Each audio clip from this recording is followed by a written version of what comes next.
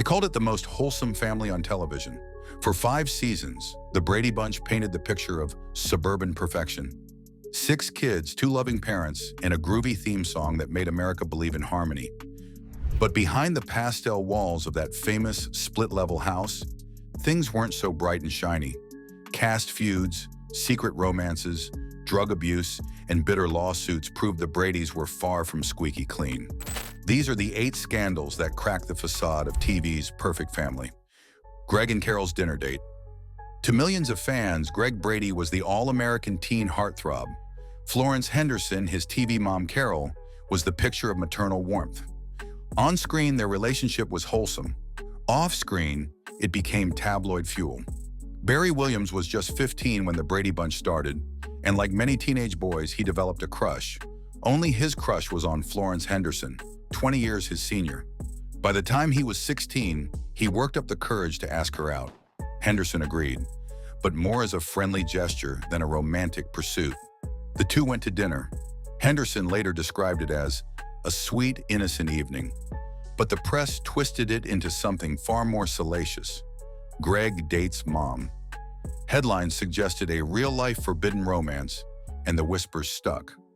Henderson would spend years publicly clarifying that nothing physical happened, calling it just dinner. Barry himself admitted in his memoir, Growing Up Brady, that he had been smitten, writing, "It wasn't that I sought to bed Florence. I just wanted to spend time with her." The scandal was less about what happened, and more about how the idea blurred boundaries. Fans who tuned in for squeaky clean family comedy suddenly had to contend with the possibility of Greg making moves on Carol. The wholesome image of America's favorite family now had an awkward asterisk. Marcia's secret addiction. On screen, Marcia Brady was the golden girl of the family, popular, confident, and endlessly cheerful. But off-screen, Maureen McCormick, who played her, was fighting demons that stood in stark contrast to the Brady ideal. As the show wrapped and she entered adulthood, McCormick fell into Hollywood's darker side. She began experimenting with cocaine, and what started as curiosity spiraled into dependency. In her memoir, Here's the Story, Surviving Marcia Brady and Finding My True Voice, she admitted her addiction nearly destroyed her career and her life. She missed auditions, skipped Brady reunions, and once even traded sex for drugs. The scandal came years later when she revealed the truth publicly. Fans who had idolized Marcia as the clean-cut all-American girl were stunned. The revelation shattered the illusion, proving that behind the flawless smile was a young actress trying to escape the pressures of fame. McCormick herself said, "I was living a double life. The world saw Marcia, but I saw a girl in pain."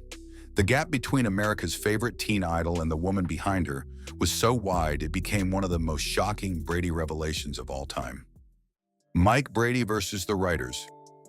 If Carol was the heart of the Brady Bunch, then Mike Brady was its soul, the wise, endlessly patient father who always had the right words. But behind the scenes, Robert Reed, the man who played him, was anything but agreeable. Reed had trained as a Shakespearean actor, steeped in the classics, and he considered himself a serious performer. To him, the Brady Bunch scripts were beneath his craft. Corny storylines, slapstick gags, and what he called drivel. Week after week, Reed clashed with producer Sherwood Schwartz, challenging lines, rewriting scenes, and sometimes refusing to follow direction altogether. The tension came to a head during the filming of the series finale.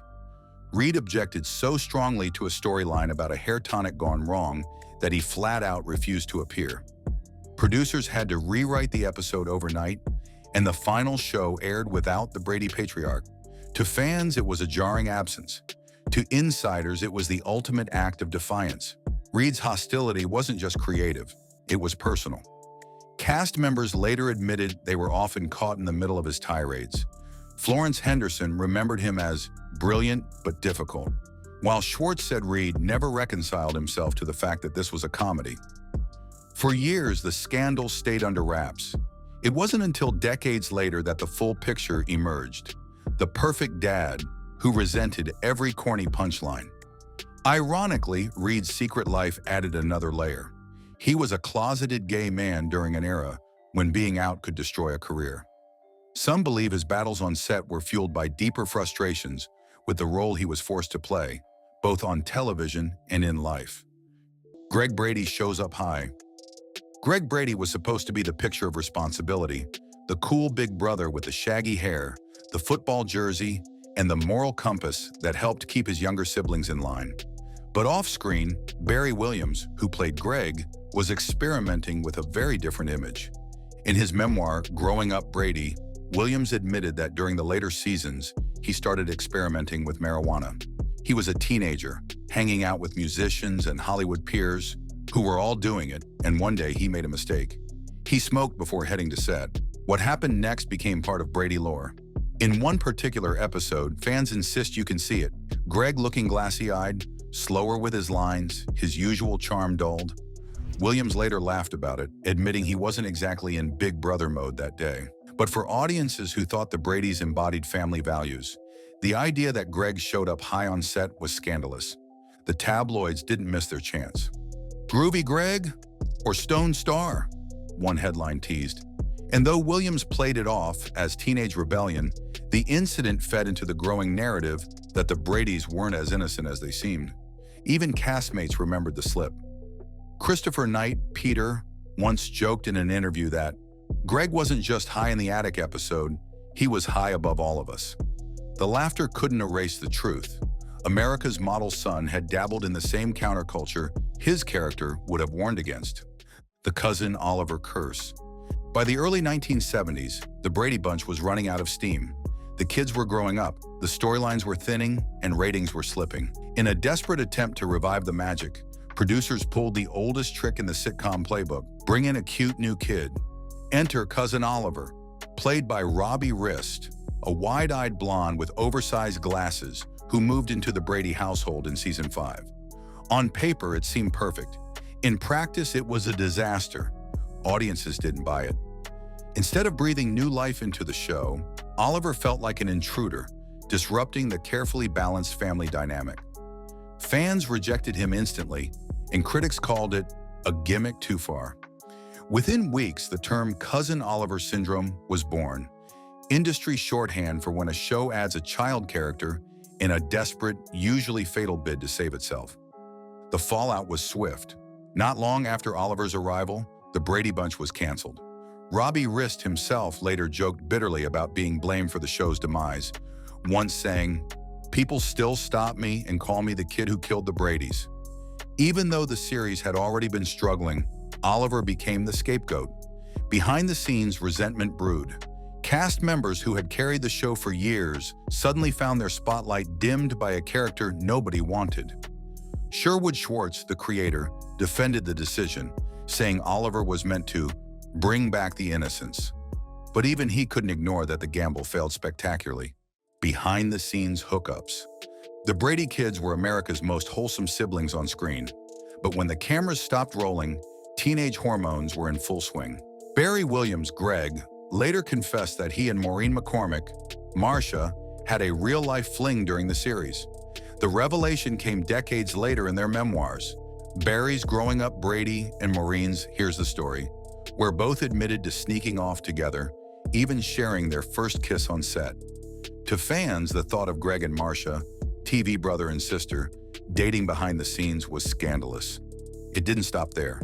Christopher Knight, Peter, and Eve Plum, Jan, were rumored to have a brief crush-driven connection too, though both downplayed it in later years. The set, after all, was full of teenagers who spent more time together than with anyone else.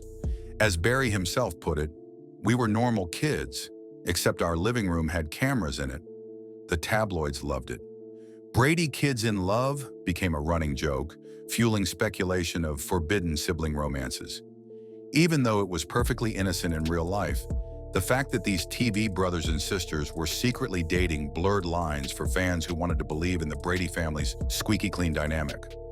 Maureen later admitted she and Barry once even planned to lose their virginity to each other while filming on location in Hawaii, but chickened out.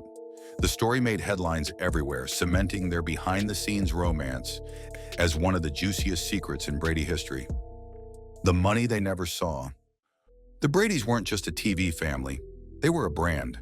By the mid-1970s, their smiling faces were stamped onto everything. Lunchboxes, coloring books, board games, dolls, Halloween costumes, trading cards. The Brady Bunch wasn't just a sitcom, it was a merchandising machine worth millions. But there was one problem. The cast barely saw a dime. In interviews years later, multiple cast members admitted that they signed contracts as kids without understanding merchandising rights. Sherwood Schwartz, the show's creator, kept tight control of the profits, and Paramount reaped the rewards. The kids, meanwhile, were left with modest salaries that didn't even reflect their cultural impact. Maureen McCormick once said, "Everywhere I looked, there was my face on something, and none of it was putting money in my pocket." Barry Williams echoed the frustration, saying the cast had essentially been cut out of the deal. The resentment grew worse during reunions in the 1980s and 90s, when merchandise from the original show began selling as nostalgic collectibles for staggering sums.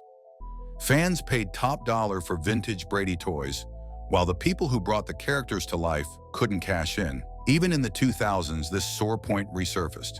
Several Brady cast members spoke about how unfair it felt to have fueled a pop culture empire without the financial reward. The wholesome image of the family hit a business reality. The actors who were the Brady Bunch didn't benefit from the empire they built. The spin-off disaster. When the Brady Bunch was canceled in 1974, America thought it had said goodbye to the grooviest family on TV. But network executives weren't ready to let the franchise die. Instead, they brought the Bradys back in a new form. The Brady Bunch Hour, a flashy variety show filled with music, dance numbers, and skits. What sounded like a fun reunion quickly turned into one of television's most infamous disasters. Premiering in 1976, the show was an odd hybrid. Part comedy, part musical review, part game show, complete with sequined costumes, awkward choreography, and even a water tank on stage. Critics were brutal, calling it painfully unwatchable. TV Guide later ranked it among the worst shows of all time. The scandal wasn't just the terrible reviews, it was the humiliation of the cast. Robert Reed, who had hated the original sitcom's campiness, somehow agreed to appear, only to find himself singing and dancing in glitter under spotlights. Florence Henderson admitted later she cringed watching it back. Even the kids, who were excited at first, grew embarrassed as the show flopped. Behind the scenes, morale sank. Audiences didn't tune in, sponsors pulled back, and within 9 months, the Variety Hour was canceled. Instead of reviving the Brady legacy, it tarnished it. For decades afterward, whenever critics wanted to mock TV misfires, the Brady Bunch Hour was Exhibit A. What was meant to be a glorious reunion instead became a permanent stain on the Brady brand. The Brady Bunch looked perfect on TV, but off-screen it was anything but. From secret crushes and addictions to money battles and failed spin-offs, the Bradys were as messy as any real family. If you're still here, leave a thumbs up in the comments to let me know. Thanks for watching.